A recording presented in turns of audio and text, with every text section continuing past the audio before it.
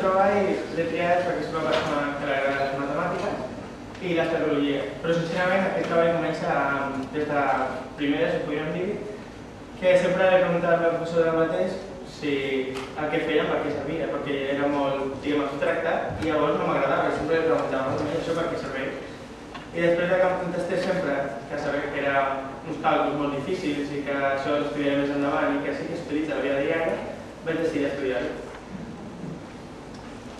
Objectius del meu treball. Primer, si els meus conceptes matemàtics abstractes, com els nombres primers, sí que s'utilitzaven a la vida real, i sobretot si els conceptes matemàtics que ens ajuden a arreglar situacions que en teoria no tenen res a veure. Estructura del meu treball. Bé, consta de la introducció de la criptografia i diguem un pas al temps de la criptografia, des de la primera manera que es va encriptar fins a l'actual. Metodologia de treball. Bé, en aquest treball he utilitzat bastant l'internet de recerca i per tant internet és bàsic i sobretot un dossier que em va prestar la meva lectora que venia bastant informació i que m'ha servit d'utilitzar.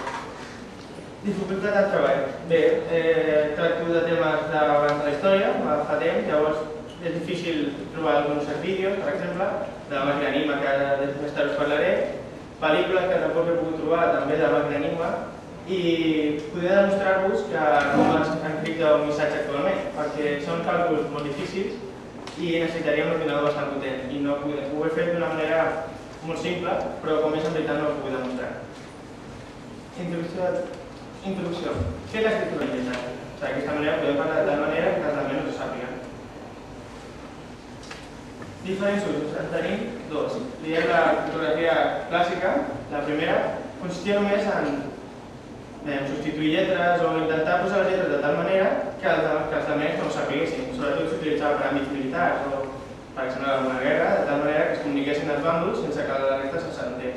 I l'actual, que és la que tenim ara, l'utilitzem la moderna, diguéssim, per exemple, quan enviem un missatge per correu electrònic, al mòbil, s'utilitzen uns càlculs molt difícils que els fem sense adonar-nos, però els utilitzem i ara hi ha números i molts càlculs per tal que aquest missatge només arribi a la persona que volem.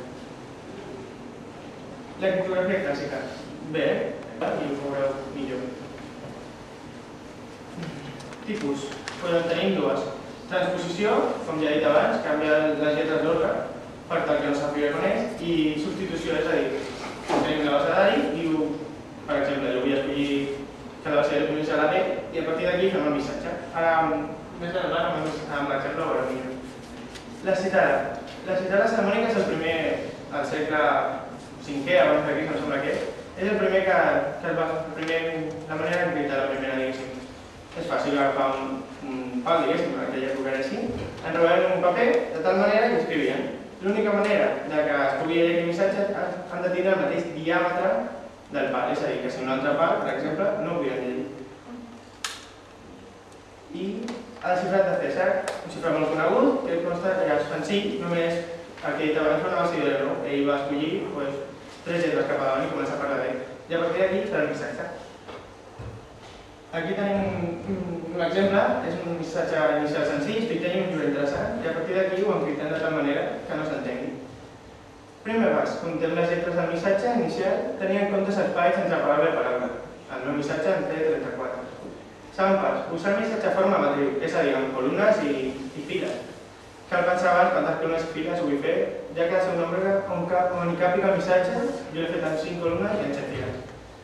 I tercer pas, escriure el missatge d'esquerra a dreta deixant els buits espavis entre paraula i paraula. Com aquí veieu, estic, deixem l'espai, llegint, etc. Següent, el que fem és transposar la matriu. O sigui, perquè si no ho sabeu, transposar la matriu és només canviar el que eren les columnes i ho posem com si fossin files. És a dir, que el que estic llegint, que era la primera fila, passa a ser la primera columna. I a partir d'allí posem el missatge tal qual. Llavors ens quedaria que són 7 columnes i 5 files. Cinquè pas. Llavors, el missatge encriptat, el que diguéssim, el que posaria el paper, seria el que llegim d'esquerra a dreta, deixant els espais. La E, l'espai, i així seria el missatge final. El que veieu aquí és la màquina Enigma. Va ser una màquina molt important a la Segona Guerra Mundial, perquè gràcies a ella, si no fos perquè els anglesos la van descobrir, no sé quan s'hauria acabat la guerra, sincerament, i consta d'un teclat i uns rotors. El seu mecanisme és senzill. ells ficaven una lletra i tenien uns rotors que anaven girant de moltíssimes maneres. Això, per exemple, ell ficava una E i sortia una R. Però té les seves especialitats. Potser si tornava a picar la A no sortia una R, sinó sortia una Z, per exemple. I a més, això que hi ha sota del teclat, són diferents formes de posar el corrent elèctric. És a dir, que ell podia anar canviant el corrent. D'aquesta manera, si puc canviar el corrent, puc canviar els rotors, posar-li 3, 4 o 5, i a més, si tot la mateixa tecla no surt la mateixa lletra, hi havia moltíssimes possibilitats de fer un missatge. I cada dia a sobre anaven canviant. D'aquesta manera era molt difícil trobar aquest missatge. Aquest personatge que veieu aquí és l'Alan Turing. És un home que, diguem que està a l'altre bàndol de la guerra, la màquina animal són alemanys i ell està a l'altre bàndol. I ell el que va fer és intentar desxifrar aquests missatges. Primerament va cometre un gran error, va agafar tots els lingüistes més, diguéssim, els millors que tenia per intentar desxifrar el missatge. Però se'n va adonar que si ho feia amb els lingüistes no aconseguiria res i va agafar els millors matemàtics. D'aquesta manera, els matemàtics sí que va començar a descobrir missatges, com per exemple, provocaven coses per tal de descobrir-ho. Per exemple, no sé, s'agafava un avió per exemple i tirava una bomba. D'aquesta manera, el missatge que rebien, perquè ells ho rebien, sabia que en aquest missatge podria haver-hi bomba o socor o alguna cosa parecida. D'aquesta manera, si interpretava això i eliminava, podia desxifrar el missatge. Què passa?